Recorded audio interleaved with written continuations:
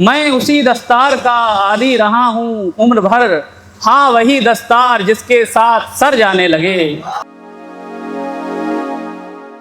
बहुत बहुत शुक्रिया।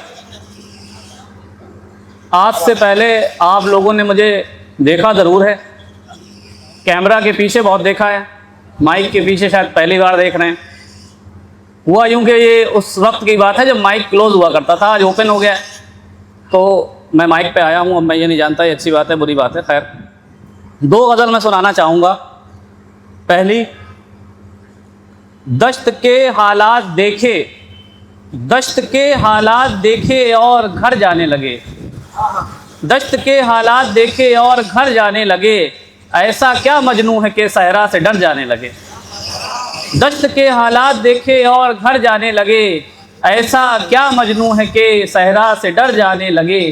मैं वो इब्राहीम जिसने आग को ठंडा किया, मैं वो इब्राहीम जिसने आग को ठंडा किया, मैं नहीं फ़िरौन जो पानी से मर जाने लगे, मैं नहीं फ़िरौन जो पानी से मर जाने लगे।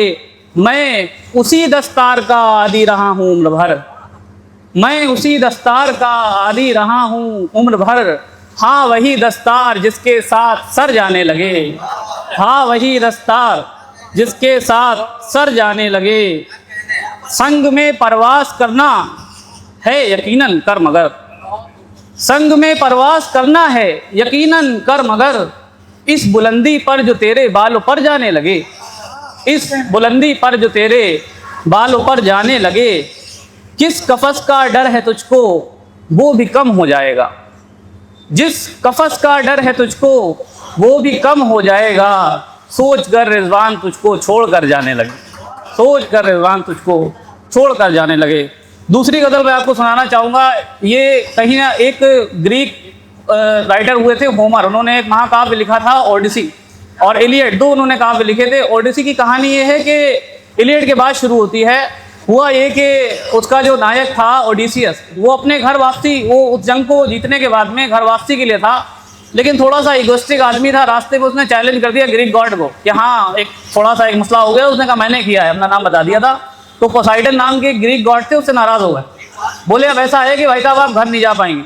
उसका रास्ता इतना मुश्किल कर दिया कि उसे अपने घर वापस जाने में 10 साल लगे। वो कहानी ओडिसी के नाम से मशहूर है और इंटरनेशनल लेवल पे है। हर किसी को हर ज़बान का जो है वो लिटरेचर पढ़ना चाहिए, समझना चाहिए। तो उससे इंस्पायर्ड ये गज़ल है। वही सारी चीज़ें सुनिए कि जंग तो जीते हुए अरसा हुआ है, जंग तो जीते हुए अरसा हुआ है, पर मुसाफिर राह में अटका हुआ है।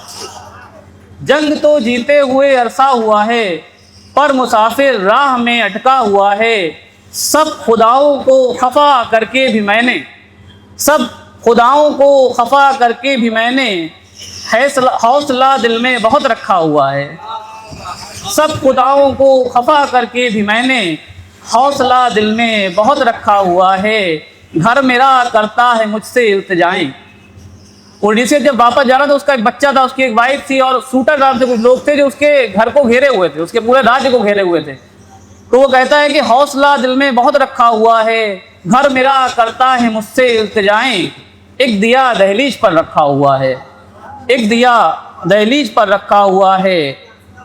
एक सफ़र, एक साल या फिर ज़िंदगी हो, एक सफ़र, एक साल या फिर ज़िंदगी हो, ये सफ़र लंबा बहुत लंबा हुआ है, ये सफ़र लंबा बहुत लंबा हुआ है।